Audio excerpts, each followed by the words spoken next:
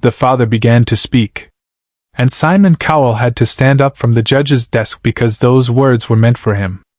America's Got Talent. Tuesday night. The Dolby Theater in Los Angeles packed with audience members expecting the usual: singers, dancers, magicians, comedians. The judges sat at their red desk. Howie Mandel cracking jokes, Heidi Klum smiling warmly, Sofia Vergara animated and engaged, and Simon Cowell in his signature black shirt, arms crossed, that familiar expression of calculated skepticism on his face. Terry Crews announced the next act. "Ladies and gentlemen, please welcome Robert Mitchell." A man walked onto the stage. Late 50s. Simple button-down shirt. Dark pants. Nothing flashy. No costume. No props. He carried a single microphone and moved slowly, deliberately, like someone carrying something heavy that no one else could see. The audience applauded politely. The judges looked at their notes. Simon leaned back slightly, waiting. Terry approached him with his usual enthusiasm. "Robert! Welcome to AGT. Tell us about yourself. What brings you here tonight?" Robert stood center stage, microphone in hand, and looked directly at the judges' table. Not at all of them. At Simon. Only Simon. "I'm not here to perform," Robert said, his voice quiet but steady. "I'm here to say something I should have said 30 years ago." The applause faded. The audience shifted uncertainly. Terry glanced at the producers offstage, confused. This wasn't how auditions worked. Simon's expression didn't change, but something flickered in his eyes. A wariness. A recognition that something unexpected was happening. "I'm sorry," Simon said, his voice carrying that familiar edge, "but this is a talent competition. If you're not here to perform, then—" "My son auditioned for you," Robert interrupted, his voice stronger now. 11 years ago. Britain's Got Talent. His name was Daniel Mitchell. He was 16 years old. Do you remember him?" The theater went completely silent. Simon's arms slowly uncrossed. His hands moved to the desk, gripping the edge. That night on the America's Got Talent stage, a father began speaking and Simon Cowell had to stand from the judge's desk because those words were meant for him. Simon remembered. Of course he remembered. Britain's Got Talent, 2013. A 16-year-old boy with a guitar. Nervous. Shaking. He'd walked onto that stage in London wearing jeans and a t-shirt that was slightly too big, carrying a guitar that had seen better days. "What's your name?" Simon had asked. "Daniel Mitchell, sir."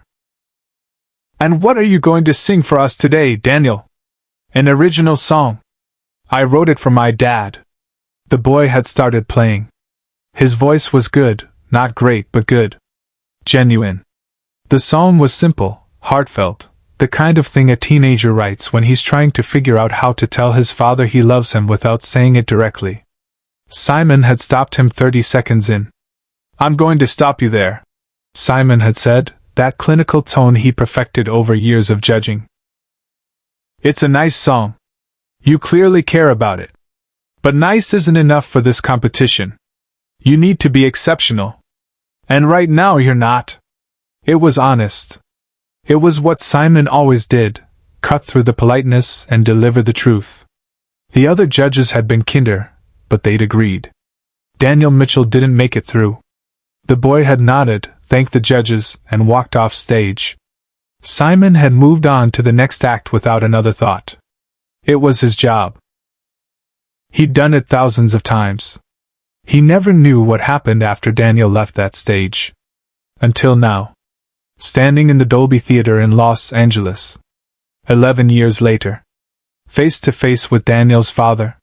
"You told my son he wasn't exceptional," Robert said, his voice steady but his hands trembling around the microphone. "You told him nice wasn't enough. And you were right.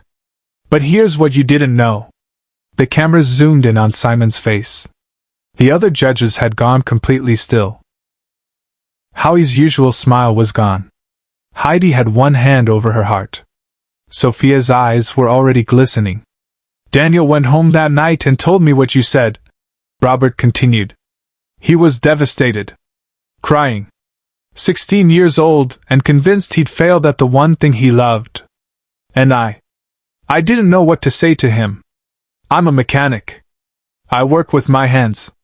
I don't know anything about music or performing or any of this. So I did what I thought was right. I told him you were probably correct.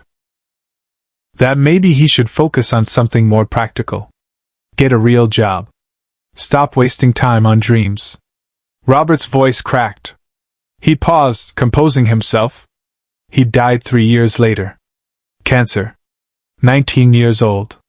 And in those 3 years after your audition, he never played guitar again. Never sang. Never wrote another song. He put that guitar in his closet and he never touched it. The audience gasped. Someone in the front row was crying openly. Terry Crews stood frozen off to the side, hand over his mouth. Simon's face had gone pale. His jaw clenched. His hands gripped the desk so tightly his knuckles were white. Simon stopped the show. No one knew what was happening. Robert, Simon said, his voice rough. I'm very sorry for your loss. But I need you to understand that I was doing my job. I tell people the truth. That's what I've always done. I know, Robert said, nodding slowly. And that's why I'm here. Not to blame you. To thank you? The words hit the theater like a shockwave. Simon's expression shifted from defensive to completely confused. Thank you? You told my son the truth, Robert said, tears now streaming down his face. You were honest with him. And if I had been half as honest, if I had told him what I really thought instead of what I thought I should say, maybe those last 3 years would have been different. He took a shaky breath. After Daniel died, I found a notebook in his room. Full of songs he'd written after that audition. Dozens of them. Beautiful songs. Songs about disappointment and failure and trying to figure out who you are when someone tells you you're not good enough. He never showed them to anyone. Especially not to me. Robert reached into his pocket and pulled out a folded piece of paper. His hands shook as he unfolded it. This was the last thing he wrote. 2 weeks before he died. It was titled What I Should Have Said. And it was a letter to me. About all the things he wanted to tell me but didn't know how. Subscribe and leave a comment, because the most powerful part of this performance is still ahead. Robert's voice was barely steady as he read. Dad, I know you wanted me to be practical. To have a real job. To not waste time on dreams. And I tried. I really tried to be what you wanted. But there's this guitar in my closet that I can't stop thinking about. There's this music in my head that won't go away. And I'm terrified that I'll spend my whole life wondering what would have happened if I'd just been brave enough to tell you. I don't want to be a mechanic. I want to make music. Even if I fail. Even if I'm not exceptional. Even if it's just nice. I want to try. The paper shook in Robert's hands. He lowered it, looking back at Simon. He never sent that letter. He never told me any of that. He died thinking I'd be disappointed in him for wanting to chase a dream. And I have spent the last 8 years wishing I could go back and tell him that I was proud of him. That I should have said yes when he asked if he could try again. That I should have driven him to open mic nights and helped him record demos and been the father who believed in him instead of the father who told him to be practical. Robert's voice broke completely. But I can't tell him. He's gone. So I'm standing on this stage telling you, Simon Cowell, because you're the only person who was actually honest with my son. You told him the truth about his talent. I should have told him the truth about my love. Simon Cowell stood up. Not the casual standing he sometimes did during performances. This was different. Abrupt. His chair scraped backward. The entire theater went silent, watching as the judge who never showed weakness, who built his career on brutal honesty and unshakable composure, stepped out from behind the desk with tears streaming down his face. Backstage, producers were begging him to continue, but he didn't. The control room erupted. What is he doing? Why is he standing? Do we cut to commercial? But nobody cut anything. The cameras stayed locked on Simon as he walked around the judge's desk and stood at the front of the stage, looking up at Robert. Robert, Simon said, his voice thick with emotion. I have children. And I have spent years wondering if I'm too hard on them. If I push them too much. If they'll look back one day and resent me for not just telling them everything they do is wonderful. He paused, wiping his eyes with the back of his hand. I tell people the truth because I believe they deserve honesty. But you're right. Truth without love is just cruelty. And his voice cracked. I think about all the kids I've judged over the years. The ones I've said no to. And I tell myself they'll be fine. They'll move on. They'll find something else. But your son didn't move on. And I will carry that for the rest of my life. Robert was openly sobbing now. You didn't kill my son, Simon. I did. By not telling him what mattered. By not saying the words he needed to hear. Simon shook his head. No. Cancer killed your son. And grief is lying to you right now, telling you it's your fault. But Robert, I need you to hear something. He looked directly into Robert's eyes. Your son wrote those songs. After I told him he wasn't good enough, he went home and wrote dozens of beautiful songs. That means he didn't stop being an artist. He just stopped showing you. And that's not your failure, that's his fear. He was afraid you wouldn't understand. But he kept creating anyway. That's what real artists do. They create even when no one's watching. Even when they're terrified. Your son was exceptional. Just not in the way he thought he needed to be. But what happened next, no one in the theater, or watching at home, could ever forget. Simon did something he had never done in 15 seasons of judging talent competitions. He climbed onto the stage. The audience erupted. Not in applause yet, but in shock. Judges didn't climb onto the stage. It wasn't done. The producers were frantically talking into headsets. Terry Crews looked like he'd forgotten how to speak.